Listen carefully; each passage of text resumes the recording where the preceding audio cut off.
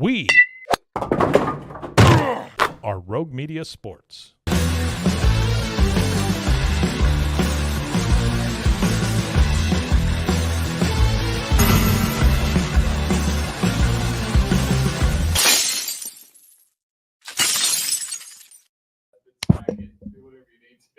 Bop it, pull it, twist it. Bop it, twist it, pull it.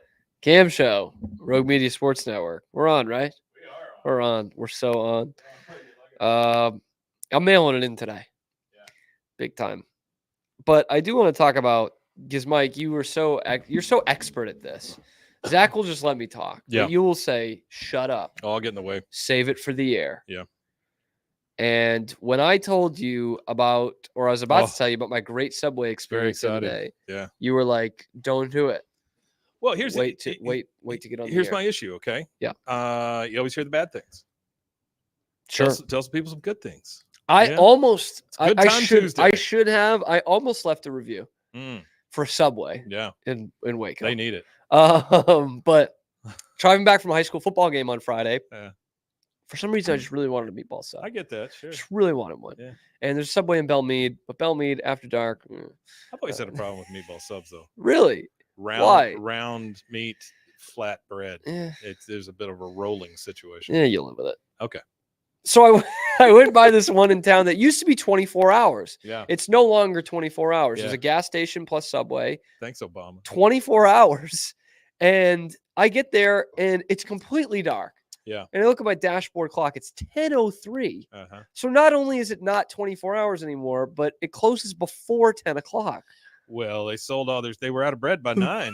Like, what the hell, It's a man? big So I ended up waiting rush till the on next bread. day. Next day for lunch, I go to Subway. Just random strip mall Subway, right?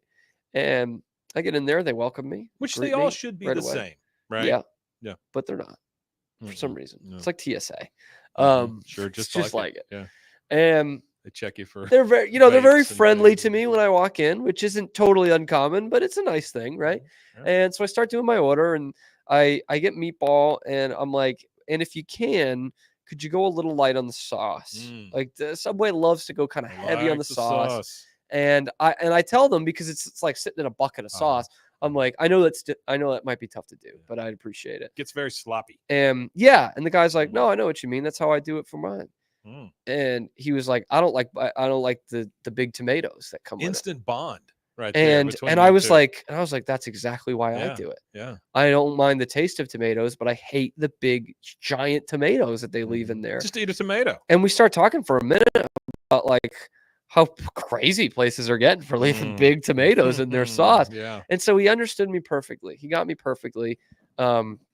And very nice throughout the whole process. He hands it off while he's cooking someone else's sandwich to another lady that works there, and she's very enthusiastic about taking my order. They're both in like their 30s or 40s, so it's not like these are just teenage kids that don't know any better. Like, these are people who are working in a Saturday afternoon at a Subway, and they are making the most of it. Yeah. And it was just such a good experience. And they were like asking me how my day was. And that takes a lot to make the most of it. I know. Yes, I absolutely. know. And like I was like checking, I was checking their eyes, because I was like, I wonder if they're just high and they're having a good time. Which, even if they are, who gives a shit? They got the math right and they got my order right. Yeah. I don't care. But they weren't, from what I could tell. Yeah, sure. They were just nice people having Maybe a good they day. own the place. Huh? Maybe they own the place. Maybe they're the franchisees. Franchisees working on Saturday afternoon. Good for them. Yeah. But it was just a good all-around experience. That's excellent. I don't know. Excellent. I wonder what would have happened had you gotten lettuce. Ugh. You think they would have changed it? Ooh. Yeah. What would you get on a meatball sub? On a meatball sub? Yeah, like what extra toppings? If I were just getting a meatball sub, I would ask for a little extra cheese. That's it. Yeah, that's right? really all. That's all I do. Maybe if provolone cheese with the melt when it toasts it, and then maybe some Parmesan. Yeah, some Parmesan, or lots of Parmesan. I would do a lot of Parmesan. I don't know such a thing as just a little Parmesan. Yeah. When those guys say, tell me when, I just say you can leave.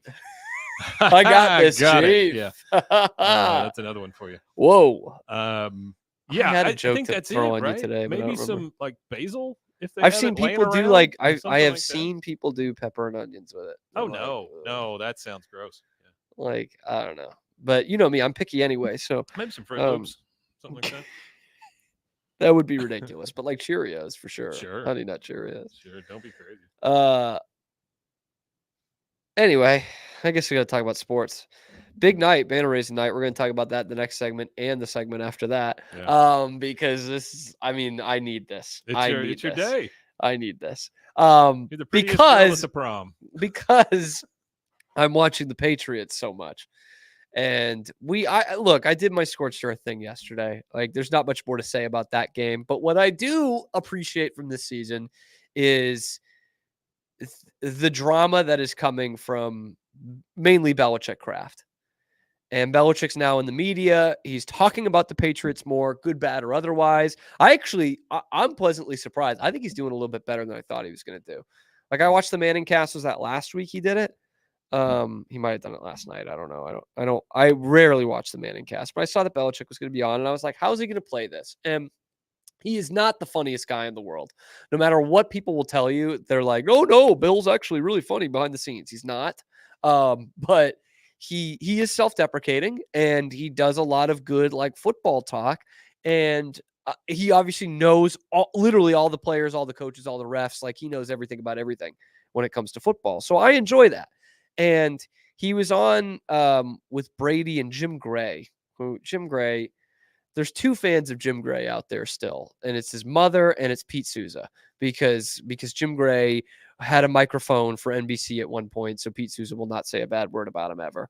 Right? Am I right? Like, every announcer is great. You can't criticize any announcer with Pete. I love Pete Pete's Gray. going to defend him, Jim Gray. I saw him out on a beach one time, and we had a good long He talk. literally, I mean, we talked about it a few weeks ago. He's read Jim Gray's book and like wrote him a letter, and Jim Gray responded, no way, because that's like the only person that read his book, Santa. Pete. Yeah. Like, dear exactly Jim what Gray, Jim I Gray would love a is. good interview. But we have Kraft throwing shots at Belichick last week, which is, honestly, it's sad. It's pathetic. The Robert Kraft stock is going down.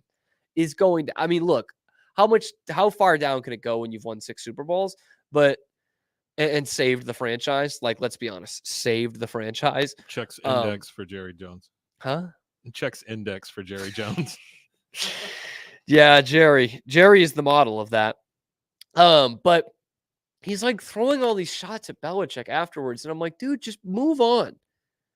Like, you could have. All right, so you basically fired Belichick, right? Essentially, they said it was mutual, but you basically fired him, and like, that should be the end of it. When Belichick has done for you what he has done for you, like, he has in a way made your career in football, made it. Okay, there's no mystique around the Patriots without Bill Belichick, and there's certainly no 6 Super Bowl championships without Bill Belichick. All right, so yeah, you made a good decision by making the trade to come and get him, and then he did the rest. And now, how about you just kind of let us both ride off into the sunset? Instead, he's like taking shots at Belichick and the roster he left him, and it's like, you've got to be kidding me, dude. Seriously, this is the guy you're going to take shots at? And you won't say it. You wouldn't. It was like pulling teeth to get you to say an ill word about Roger Goodell after Deflategate. You did, but it took a while. And now you're going to take shots at Bill Belichick on the way out the door? Like, seriously? Like, know who butters your bread here a little bit. And so Belichick is throwing some things back at the Patriots. And here is what he said with Pete's favorite, Jim Gray, and Tom Brady. Hey, Coach, have you ever had a soft team?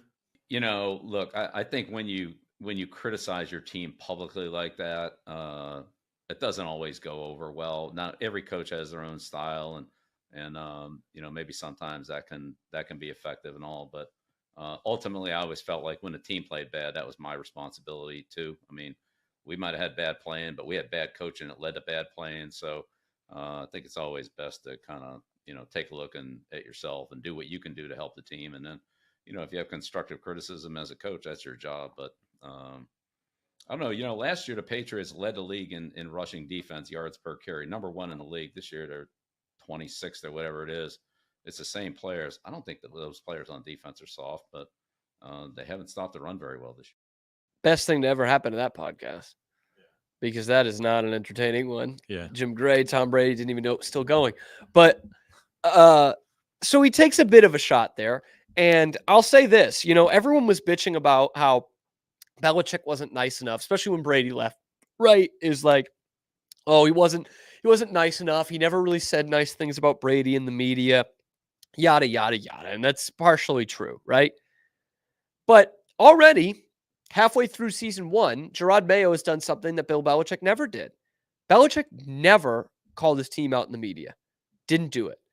He would say, hey, there's things we need to work on, we need to get better at, but he never said a team was soft or a player was soft or a player was bad, this, that, or the other. Do I disagree with what Gerard Mayo said? No, I don't think it's the worst thing in the world to say that. I think Belichick didn't say it for the whole reasons we laid out yesterday, and for what he said in there too. The buck stops with you. The buck stops with the head coach. So if you go out and say in the media, my team's a soft team, that means me, the coach, not doing the job I need to be doing. And he just puts out a fact there at the end. The Patriots are the best defense against the run last year when Belichick was the head coach. And now they're down near the bottom, 26th, 27th, whatever it is. They're like a bottom 5, bottom 6 rush defense now when he's not the coach. So I think it's good that Belichick can lobby some fastballs back. Of, hey, here's just some facts. I know you want to say it was so bad when I was there and at the end, but, you re-signed a couple of guys this year, right? Anthony Jennings, Devon Godshaw, Jabril Peppers. Those are Belichick guys. Kyle Duggar. Those were guys Belichick drafted or Belichick acquired. So if the roster was in such bad shape with what Belichick left you, why did you commit to guys that he brought into the room? Like, that's what I don't understand. And again, it's just this Patriots organization now cannot get out of its own way. They want to make Bill Belichick the boogeyman. And with Patriots fans, that's never going to work. Never going to work. They'll sooner turn on the owner than they will on Belichick. Belichick delivered them 6 Super Bowls and is the best coach of all time. And if you want to talk about his record without Brady, go right ahead. Those banners are still going to be there. Like, Patriots fans do not give a shit about that. And so to make this guy the enemy when you could, they had it. They had the best dynasty ever in the history of sports. With what you look at what the NFL in the 2000s, how hard it was to win in it and win consistently. They are the best. And they could have just ended it in January with saying, Bill has given us 25 years, awesome years with this franchise, led it to heights that will never be reached again. He's the greatest coach in history. It's been a few years post Brady. It hasn't been where we want it to be. We're ready to go on. We're ready to move on to the next chapter. And instead, I've got Robert Kraft going on Charlemagne the God's show and talking about, it wasn't a very nice thing around here, and we were left with bad. It's like cut the crap. And it's become like such a clown show organization in such a short amount of time because, all I could think of when Belichick was saying that was, oh, but remember what it was like a couple months ago when the players saying it was fun again and you're treated like human beings and, oh, you've got a basketball hoop and a bicycle in your locker room. And now you're 1-6 and you're getting called soft because you are soft and you're a joke in this league. So, yeah, Belichick wasn't always nice to the people, his players in the media. He wasn't saying how great his players were in the media week after week, but he didn't call them soft. And he did it in between those walls, calling out his players. And he treated them like professionals. And instead, you treat it like a carnival in the locker room, and you're 1-6, and you got a soft football team. Can I add one thing? Please. He's not on another team right now either. Correct. So you're shooting blanks this second. Yeah. You got nothing to point at but him. And there's no way. I've never been a Patriots fan, but I know that feeling. And you're not going to turn on that coach that was there for you the whole time. It's not going to work. Like, it's not. And all Kraft does this for is for the fans and their perception of him. Right. And like, that's just a battle you're never going to win ever. And like, he's still, kind of seen as this legend, Bob Kraft, and he should be, again, for saving the franchise. That does not go unnoticed. But like, I compare him to John Henry with the Red Sox, and like, everyone hates John Henry, and he is so unrelatable and tone deaf and does not connect with the fans. But say what you will about him, he's not really trying to be beloved by the fans. Not really. Or Kraft always is. And going against Bill Belichick is not going to work for you. It's just not. I know you can point to his record without Brady, but Patriots fans are going to be like, I don't give a shit. He won 6 Super Bowls for us, and he ran the team what we think is the right way to run the team. Just how you would all want to run your business. Like, that's how he ran his football team. And you go and ask his former players, they might say, it wasn't fun, but you'd be hard-pressed to find players that said, it was a clown show, or I wasn't treated like a professional. Everyone got a fair shake. Everybody. Anyone could be at the risk of getting benched or losing their job week to week if you didn't work your ass off. And instead, what you got now is the opposite of that. And what you have now is a soft football team.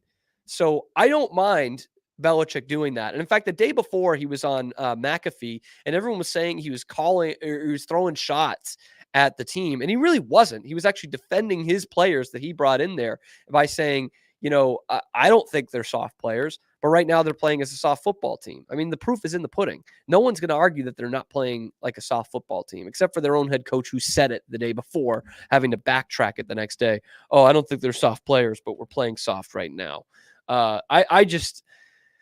This is going to be the only entertainment for the Patriots the next year or two. There's going to be Drake May development, and there's going to be drama between Kraft, Belichick, and they're the franchise icon, greatest player in the history of the sport, right in the middle of it with Tom Brady. And look, Brady, I mean, everyone said about their relationship and what that's like. And here we go, a couple weeks into the media tour of Belichick, he's on Brady's podcast. And Brady has not said a bad word about Belichick once since leaving New England. Not once. And yeah, did he probably want a little bit more praise? Who wouldn't? But I think he's okay with the trade-off of, being treated like a professional and not getting praised all the time and working on what you need to work on and winning Super Bowls.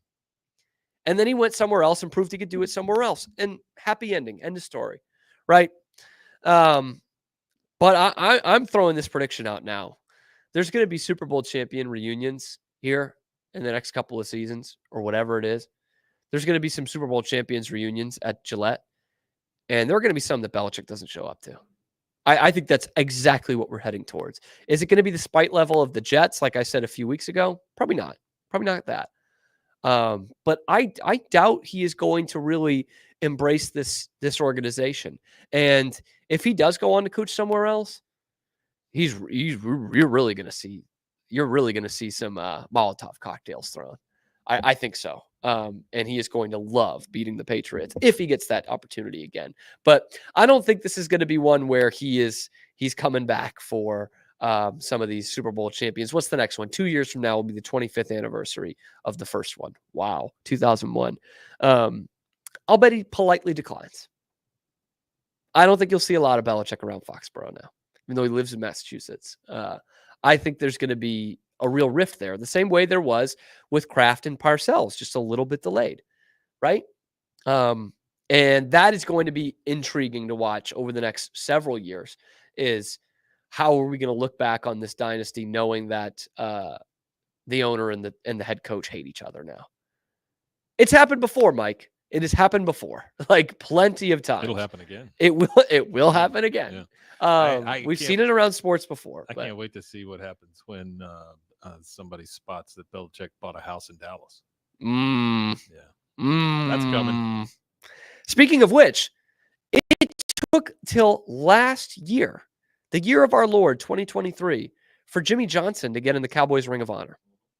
That was 30 years after Jerry fired him. Think about this. Like that could be what we're looking at here. That could be a precursor to Belichick Kraft. These are billionaires fighting each other too. Yeah, just like petty little shit. Like petty, stupid shit. Yeah. And like, again, I'm jumping on Kraft a lot these days. I love what he did for the franchise, but like, it is asinine to think as an owner of the football team that you had more to do with this success than the head coach. Asinine. You took a risk. You brought him in. It was a great decision. You gave him the keys. You gave him the keys to the castle, and he made it even better. He made it the best castle in the history of castles. It's just the pride. You know, It's pride. I know, and it And, sucks. You know, reputation is one thing because reputation can be for certain amounts of time. Uh-huh. Legend is a whole other thing. Yeah. He's building his legend, and his legend will be tainted towards the end. I mean, that's just the way it is. And it's bizarre because you know what I think about, and it's the closest thing I can get to a comparison with this football team is like those kind of jag receivers who didn't have much of an NFL career outside of their time with New England. Like they will say, I mean, even Julian Edelman will say it. Like, I owe my career to Brady. Or Gronk has said it. He's like, I don't want to play for another quarterback other than Brady. Like, obviously Gronk is a Hall of Famer, but like some of these other guys, they're like, I have rings on my finger. I have a platform after my post-playing career. I made a bunch of money because of Tom Brady, and you're not going to change my mind about that. And yet here is the owner who's basically in the same situation with the head coach instead of a quarterback, or in addition to a quarterback, I guess, who is not willing to say that, yeah, you know what?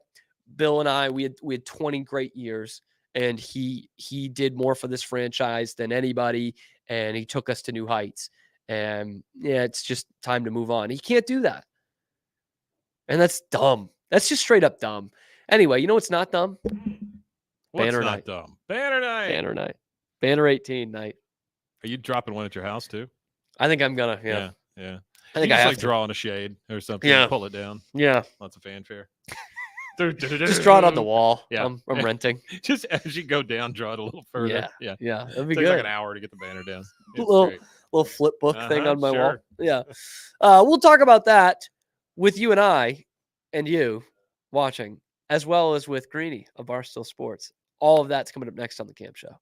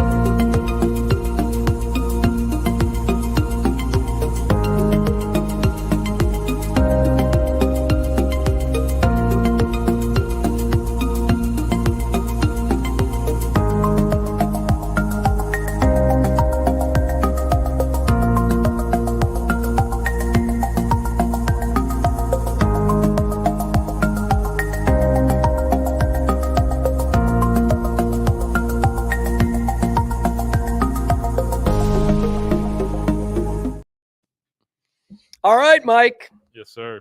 Banner night. Banner night. Yes. Banner night for banners. God, I need this so bad. The Yeah. Patriots are fucking terrible. Like as bad as they've been in 30 years. The Red Sox suck to end the season. The Bruins kind of stink. I said top 6 forwards in that Greeny interview. It's really the top 9 forwards. They stink for the Bruins right now, and I think they're worse than last year, which isn't fun. So we need the Boston Celtics. Yeah. God's gift to the game of basketball. That's what we need tonight. God's gift. An 18th championship banner raised to the rafters Nice of the job. Garden. Yeah.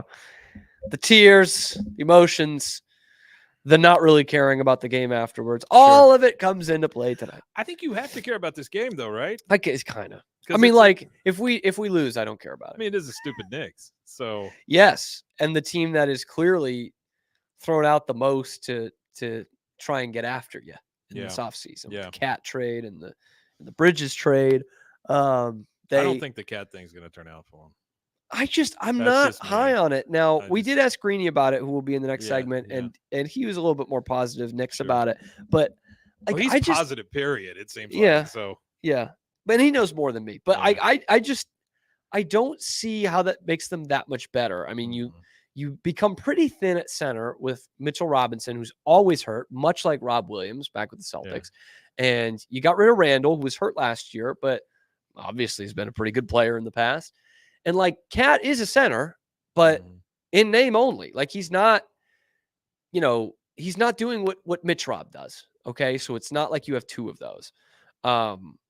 So I mean, I guess he's a little bit more like Porzingis than he is Mitchell Robinson. So I Knick- just don't know. I don't know that they got better and they kind of stripped their identity down a little bit in that they were like a tough, hard-nosed, deep team with really good role players. And so now you take some of the role players out, you put an all-star in, but I don't know. Spike Lee wasn't feeling it. Spike Lee wasn't told feeling him. it. Yeah. He's like, do the right thing. So, yes, he said do the right Trade thing. for Cat. They By the way, who is not, I don't think Karl Anthony Towns is a big market player. Yeah, I personally. think you're absolutely right. Did you do 1 year at Kentucky? The but- Knicks always feel like the Raiders to me, right? They take whoever's hot, whoever's popular, whoever people throw away. They take them. They don't turn out. Then they go to another team and they're fine. Yeah, I mean, Porzingis, Porzingis. Yeah, they Yeah. drafted him, but yeah, look Dallas, at that. and New York. Yeah, Yeah. Uh-huh. and goes Nobody to the can figure out Celtics. how to use it. Gets to a winning tradition. Yeah. Gets to a real team, real sports Wait, town. are you down in that Dallas winning tradition in basketball? Come on. By the way, the Mavs are also unveiling a banner tonight Are they? as the Western Conference champions. Okay, good. That doesn't count. But sure. So, You know, my parents, when I was growing up, they would buy me like, oh, here's a Western Conference champion banner. Did they win the title? No, then throw it in the trash. I mean, it's, that's the way it goes. so there's been discourse on this on Twitter today because obviously Celtics fans are really having fun with this. Because the Celtics only raise championship banners. They do not have any conference, division championships, retired numbers, championship banners. That's it. Yeah. And like that becomes kind of the standard with the Celtics. They talk about it all the time. It's been said a lot the last few years. Like, hey, we don't raise anything else here but championship banners. So that's the standard. Like, how do I feel about the Mavs lifting that banner? You feel exactly the way you did about the Mavs before they lifted the banner. I mean, that's how you feel about the Mavs. Yeah, I lifting like that going banner. to the finals is an accomplishment. So, But like, this is the Colts in 2014 put up a banner for going to the AFC Championship game, no, which is just see. completely ridiculous. It said No. AFC finalist. Like that. It was That is probably- that's not a thing. That's That's probably on the ridiculous. collector's cups. You could get your $2 beer in that night, though. That would be great. That'd be a great collector's item. I think Pardon My Take has that banner now. Look, they I made fun of it collected so for much they nothing. sent it to them. Yeah. But like, I don't know. It's like it is an accomplishment, but I'm seeing the picture of it today, and it's next to their World Championship banner. Somebody asked the Bills, did they put up 4? It's a good one. You know, It's a good one. It's a good question. I mean, I bet they didn't. They didn't. I bet Yeah. they didn't. No. Hmm. And like, Hey, look, we're second place. Nobody does that. And what's kind of funny with it too is it's right now. So it's between their 2011 championship banner Mm. and their retired numbers. Mm.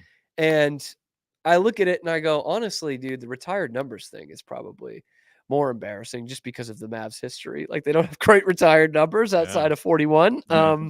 Yeah. So maybe Who this else is better. but- retired in that squad. Oh man, I'd have to look it up. Hold on. Yeah, because nobody comes to mind.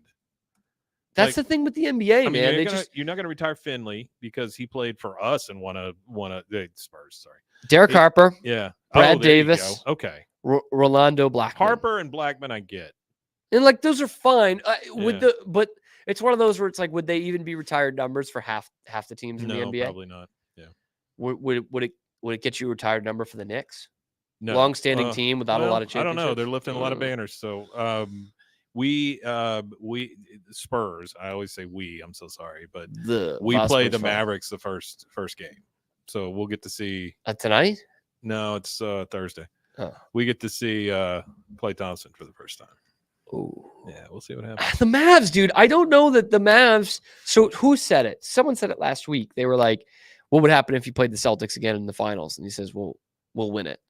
I'm like, "No, you won't. No, you wouldn't. You really It'd wouldn't." turn out the same. Like, I mean, you did win a game. It was a complete anomaly. I was at the game. I It don't want was to a take away weird from it, but it game, was yeah. very odd. Like, and clearly the Celtics wiped you out in the next game Mhm. too. So it's like they just took the night off. honestly. literally Yeah, like they really it did. was. I It's wish too they bad had it told wasn't a me sweep. before spending Yeah, $600 no to shit. go, but like I don't even know that the Mavs are a team that gets back there. Like you always hear it with the team that loses in the finals. They'll be back. Yeah. Oh, they'll be back. Don't worry. I don't know. I don't know that the Mavs got better. Luka, you know, I'm a big fan of Luka. I think he's a great player, but he's got to learn some defense. I mean, if Dude, without defense, you're done, dude. I've had Mavs fans get on me for this all the time. Yeah. I hate his style of basketball. Really? He's very good. Yeah. He can Very shoot good. from Right? anywhere. Like he's one of the best players in the league. Don't Mhm, get me wrong. His numbers are gaudy. It's incredible, but he doesn't play any defense. No, he plays zero. And I don't and with the isolation game, which I know so many stars in the NBA do, it's why I didn't like Harden either. Mm, I don't know that it makes your teammates better. no, it doesn't. And Luka and James Harden get a bunch of assists. It's And that it's like, but hero I don't ball even know if they're bullshit. playing team basketball. Yeah, it's that hero ball shit. Yeah. They try to win it at the end every single time. And look at Harden. Harden is the worst at that. He'll never win. The anything, worst. man. God, I hope not. Unless he's bench warming for somebody This as is- a 39-year-old. Th- Like, he's- you know what I he's gonna be- mean? he's gonna be on your team. The by way end of the McGrady year. tried He'll be on your with team the- by the end of the year. Yeah. yeah. McGrady came in. Yeah. the Spurs. And I think that was the year they didn't win it. His And eye I all think whacked up. I don't know if he was there in 14 when they did. No, he wasn't. I think he was there in 13 when y'all Yeah, lost. yeah. So like that sucks. But you know But how hard it hurts that they lost that one finals because we were undefeated. You know. and had him Yeah. and had him. Yes. Game 6 Yes. was done. It does make for a storied history, though. I mean, I understand it's not 18. You know, I get Not it. 18. We're always chasing that, but Everyone is, Mike. Get in I line. get it. I get it. Get in And you're- line. Hey, the Boston Celtics, excellent team. Very, very good team. 18 lifted to the rafters tonight. Yeah. What are you doing But around? it's also East, so I don't care. What are you doing around 7:25 Eastern time tonight? Tonight? Yeah. Oh, I'll be knee deep in some Frosted Flakes or something. I'll What am tell I you doing? what you're doing. What am I doing? You're watching the live stream A of banner. Shabuzi. Oh, Shabuzi. Love me Who some can forget the Shabuzi. Shabuzi show, Do you have any idea City who Hall that is? Plaza? No clue. Don't either. I'm not cool, and We I were haven't talking caught about up with that popular earlier. music in 10 years. I think I know some of the names, but I've never heard Like Shabuzi. Shabuzi. Like I know who Sabrina Carpenter is. I don't Yeah. know a single one of her songs. I know how hot Dua Lipa is. Don't know her songs. Although she does One Kiss. One kiss is all it takes. Shabuzi That's has a couple a years song old. called "A Bar Song" that apparently is his big one. Because Well, that might be the one because the schedule says 7:25 Shabuzi, Oh, he did 7:30 start of the He did a basketball thing game. with Post Malone. That's what it was. Oh, That's what put him on the map. And by the map, I mean the tattoos on Post Malone. but Post Malone's not there tonight. No. He just happens to be. I on the thing love with that. him. So in the rundown, it's like Shabuzi performance at 7:25, 7:30, Boston Celtics versus New York Knicks, in parentheses, following Shabuzi performance. It's like whenever Shabuzi. Shabuzi's done, we'll play this NBA basketball can't- game you- on national television. You We'll can't- get that thing You going.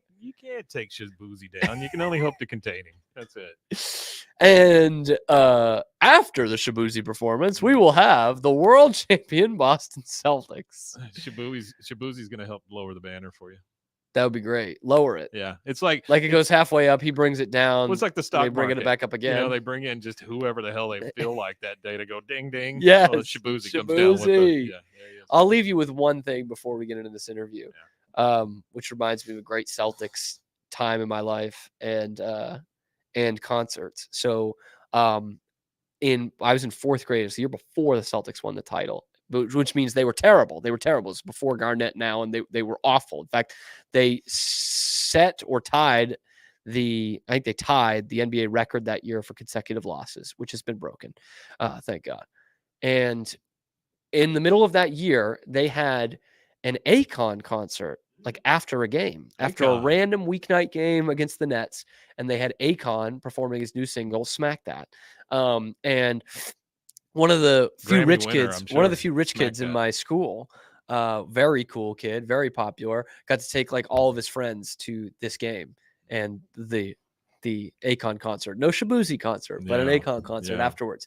And I was like the geeks part of Freaks and Geeks. Like there was Mhm. no way I was ever going to get invited. But I remember that was such a big deal, an exclusive list of who Because got he went to go. the Akon To the Yeah. Akon concert after the game. with his smash hit. And What? Smack That, Smack. which was the That, first sure. song I had on my first iPod, Smack mainly That. because of that.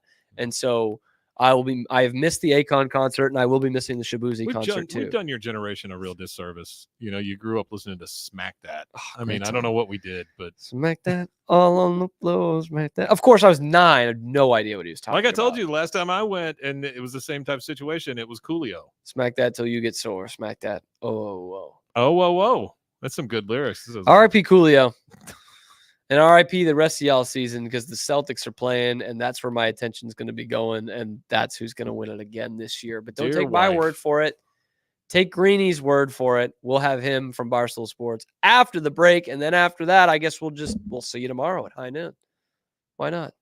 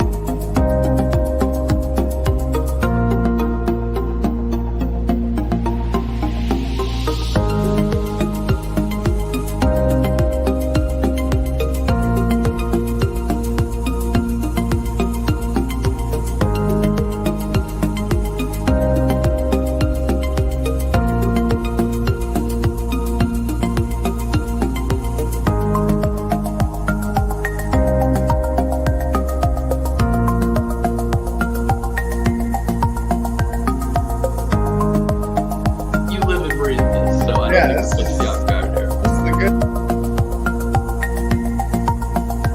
good stuff. All right, man. Well, let's get into it here. 3, 2. Dan Greenberg, better known as Greeny from Barstool Sports, the Celtics expert, the kingpin of Boston Celtics online, Celtics Twitter, and friend of the Cam Show. Greeny, just before we get into this, how are the emotions this morning? I'm all over the place, to be honest. I'm Always. I'm not on a ton of sleep. This is like, they say the kid before Christmas, kid before Hanukkah, whatever you want to go with. That's where I've been. I rewatched Game 5 last night to sort of set the mood. How many times is this? Oh God, I don't even know.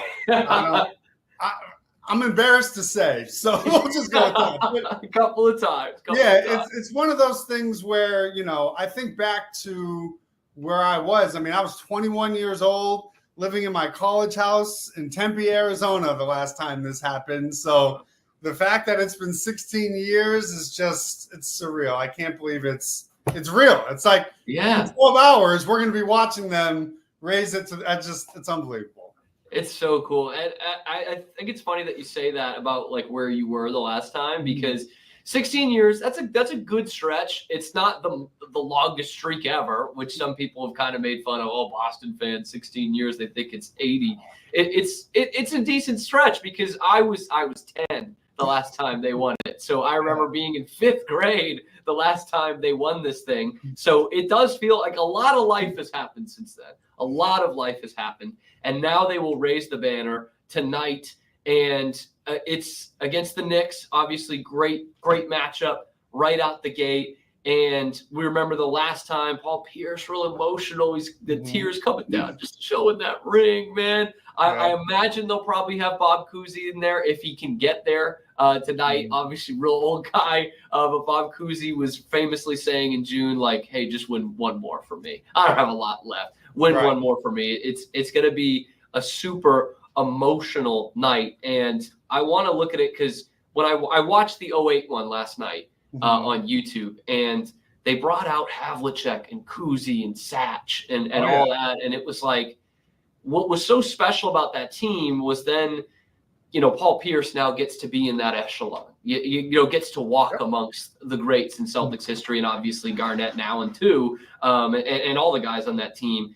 And it felt like they had worked so much and done so much just to get the Celtics back to relevancy, let alone obviously winning the title.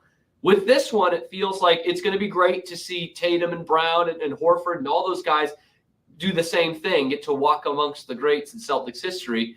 But it also feels like this shouldn't be the last one in this stretch. Like, we should have another night like this. Is that too greedy of me to think of, Greeny?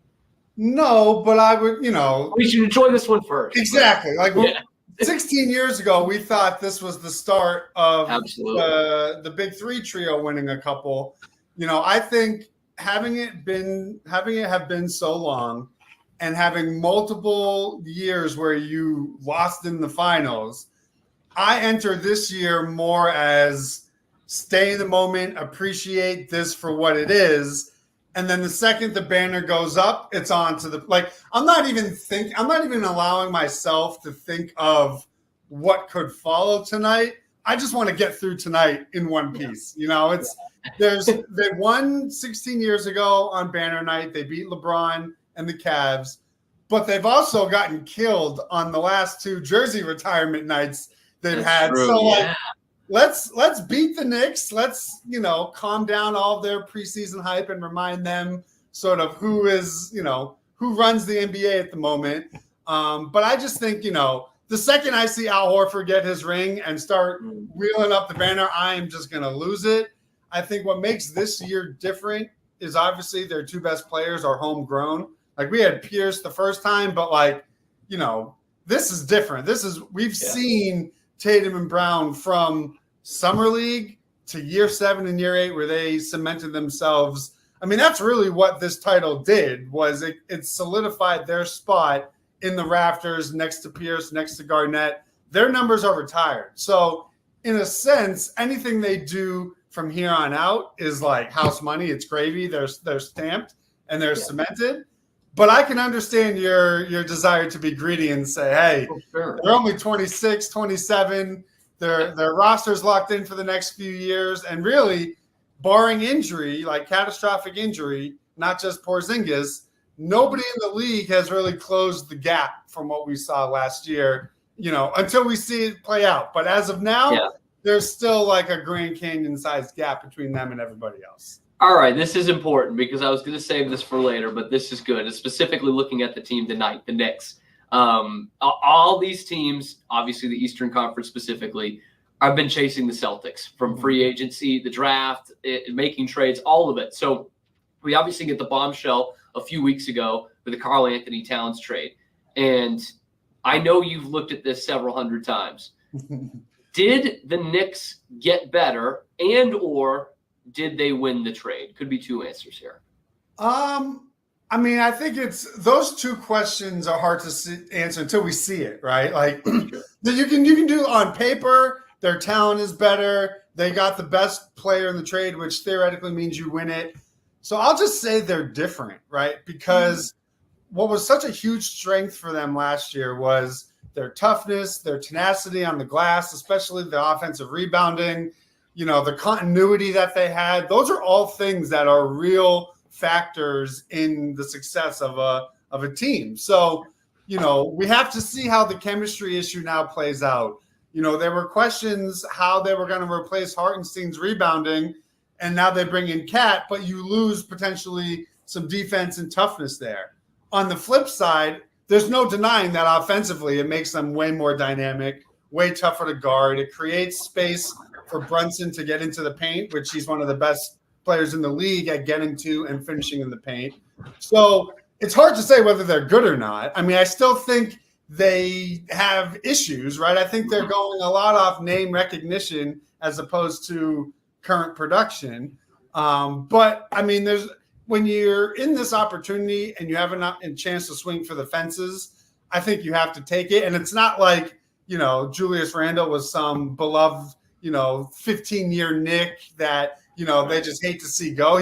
He may have not even been extended after this season. So you can understand why they made the move, but it depends. Like, is this going to be like when the Celtics loaded up and things clicked right away? Or is it going to be like when Miami loaded up and it took them, a year or so to build that chemistry, to figure out how to play together?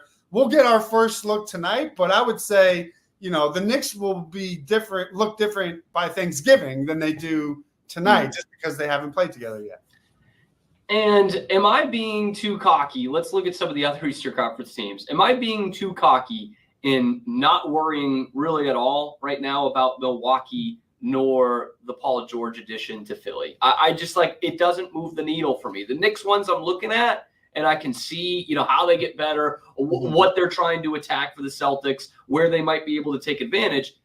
But the Paul George thing to Philly, I just I can't get behind it. And is this just me being blinded by the fact that the Celtics always beat them? I think partially, Okay, all right, good. I'm someone, to a fault. I have to respect you if you have a Larry. So I will respect Giannis and what a healthy Giannis is capable of. When I think of the Celtics playoff battles of past, they may have beaten Milwaukee, but he was, in non-Al Horford minutes where he wasn't shutting them down. He just couldn't stop him. He's a monster, and he's coming off one of the best individual seasons in NBA history. So the Bucks and Giannis will always have my respect because they've reached the top of the mountain before. They have guys that know how to do it. The Philly thing, I mean, this is just iteration number 10 of the process that this is the roster that's going to do it. I mean, they're all hype. And, granted, they're also big name players, but I mean, listen, a 34, 35-year-old who can't really guard like he used to. They really don't have solid point of attack defense. Their bench is, they're relying on Yabusele, which the Celtics tried to do 10 years ago, and that didn't work out. So I can understand being skeptical over Philly. But Milwaukee just, if Dame is truly in this best shape of his life, I think you have to respect Giannis, at least until we see what it looks like. All right, let's get back to the Celtics. Let's get back to the Celtics. And honestly, this city needs the Celtics right now after watching the Patriots every week and whatever the Red Sox second half was, and even the Bruins stink right now with the top six forwards. So let's look at the Celtics. The city needs them out there. We need to see this. It all begins tonight. But in a weird way, there's not as much intrigue as last year because they didn't need to add anything. They've got the best roster in the NBA. They kept the best roster in the NBA. So what are you most looking forward to this year out of this team, other than, just the regular defending the title?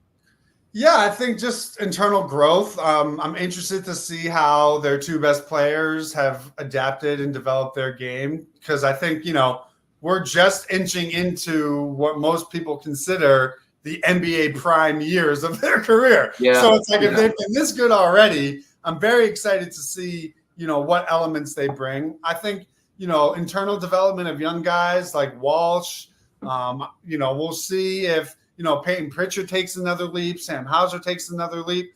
I just, for the first time in this era, we enter a season without the will they get it done pressure. Now it's, the monkey's off their back. They can play free. They've conquered the mountain. So I just think that change in mindset is really interesting because we know that Missoula is going to have them locked in. We know they understand the opportunity that's in front of them.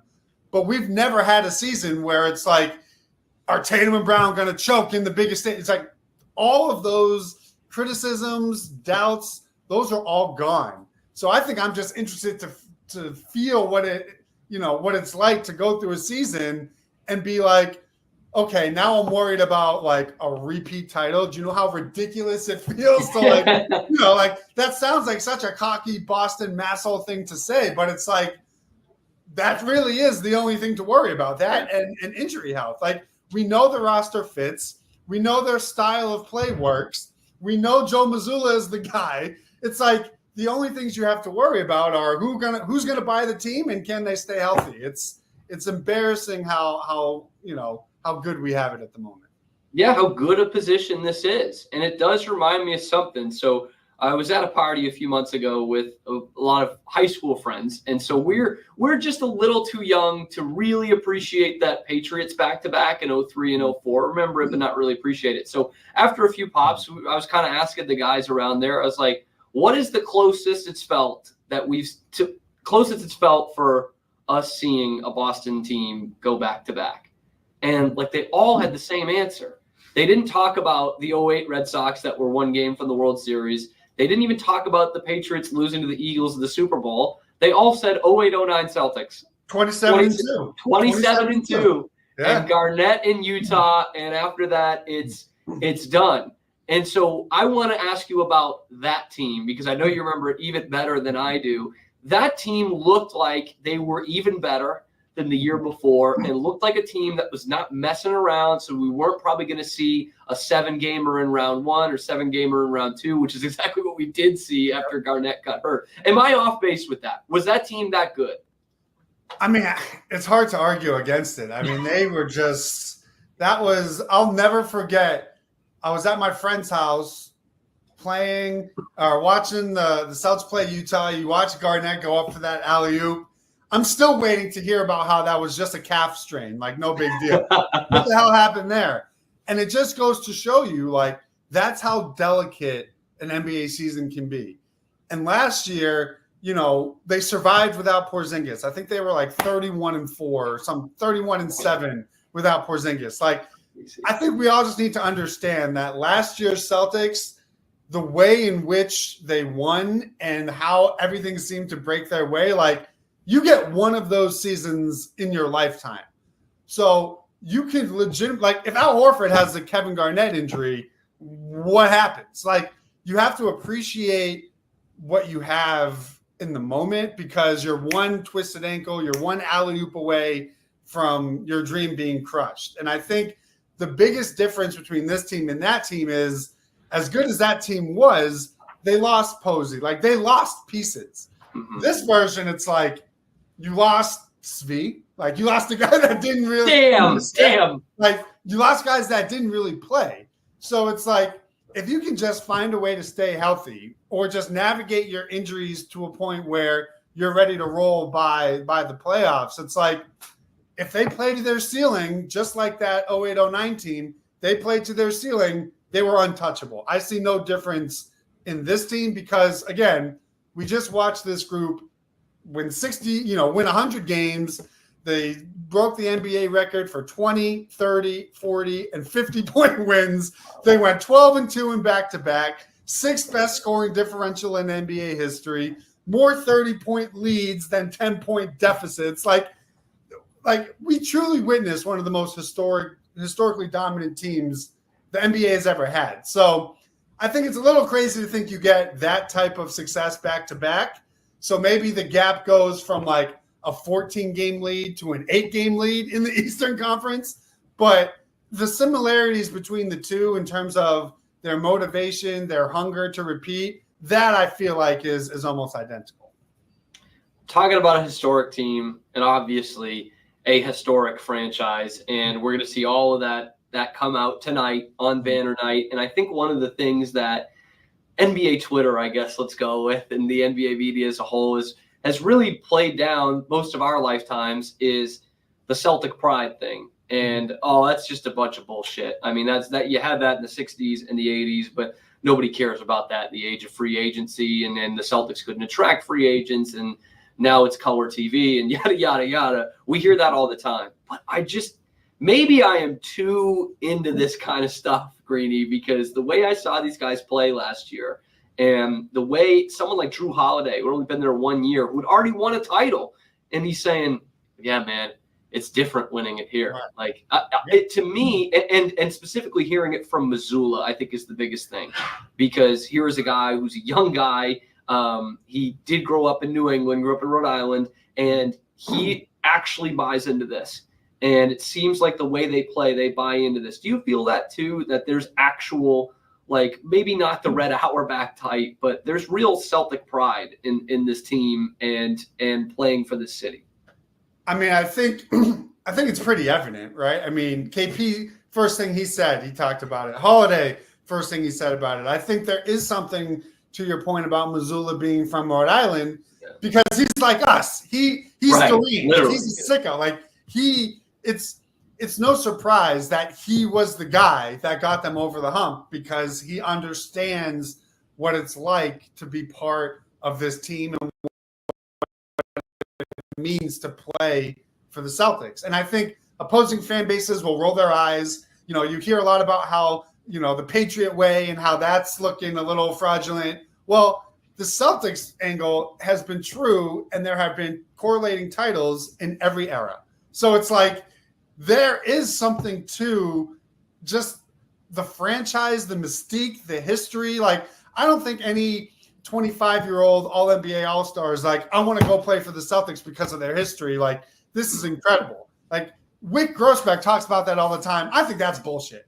But I think once you're in the building and you see how everybody from the front office to the training staff to the game day crew to the coaches to the players to the fan base, like, this is not how it is in every NBA city and every NBA arena. And once, like, just look at what happened at the parade. I mean, every single player to a T was like, this was like, I could not even envision this of being what it was like. And I think when you win in this environment, you become a king for the rest of your life. Like, and I think that may happen in other cities, but not to the level that it happens for the Celtics. And I think when you start to win and you start to embrace that pressure that goes along with it, you start to fully adapt to the idea behind Celtic pride and what it means to play and win as a Celtic. Like you mentioned, Jrue Holiday's sacrifice. How about Al Horford, for the first time in his career, openly willing to come off the bench? You have Tatum and Brown, these all NBA superstars, sacrificing and adapting their game for the betterment of the team. Those are all the things that every great Celtics team adapted, and it was rooted in the Red Auerbach, like rules of how to become a champion. So it's unbelievable to see this team in this day and age embrace that, and the results speak for themselves. Like, I can understand why people think it's corny, but I would also like to point to the championship banner that's about to go up tonight and say, maybe there's something to it. It's only corny if you're not a part of it. So exactly. I think it's another thing. And boy, am I excited for Al Horford. I mean, look, I'm excited for all those guys to get it. But you talk about the consummate pro. Does he deserve to be a Hall of Famer? I don't know, but he deserves to be an NBA champion. And now he is. And that's so awesome. Last question for you, Greeny. We talked about Missoula a little bit there. Mm-hmm. Does he even watch the banner go up tonight? Is he like so. On the iPad? I think he's big. I think he's big into, appreciating the moment and embracing it and understanding the challenge. But the second the lights turn on, I think he has flipped the page. He's into the, nobody cares mentality, but he's a masshole. He's a New England guy. Like it's in his DNA. He'll be emotional just like the rest of us. But the second the ball goes up, I have no doubt, he's ready to lead the charge back up the mountain. It's almost like with Missoula, you get the mentality of Belichick, but the psychoness of being an actual Celtics fan. And like, what better combination can you have as a coach than that? Yeah, he has what I would consider probably one of the healthiest mentalities.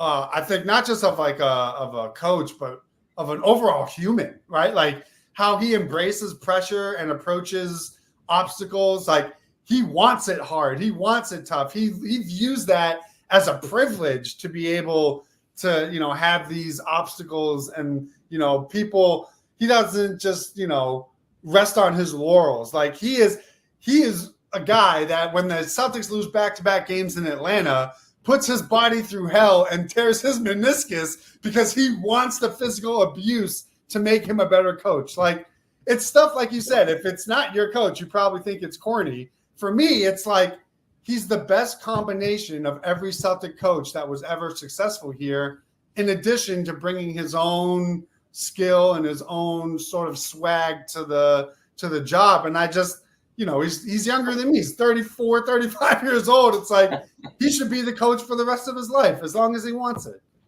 Love it. Absolutely love it. Cannot wait to see that go up tonight. And I can't wait for the Stream of Consciousness Greeny tweets to be back.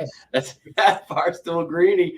I've been getting my preseason reps in. This is why we practice tonight. Yes, it all starts tonight. Dan Greenberg of Barstool Sports, thanks so much for joining the Camp Show again. And I can't wait to check in with you throughout the Celtics season. This is going to be a fun ride.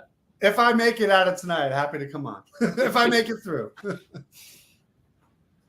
All right. Awesome, Dan. I appreciate the time as always, man.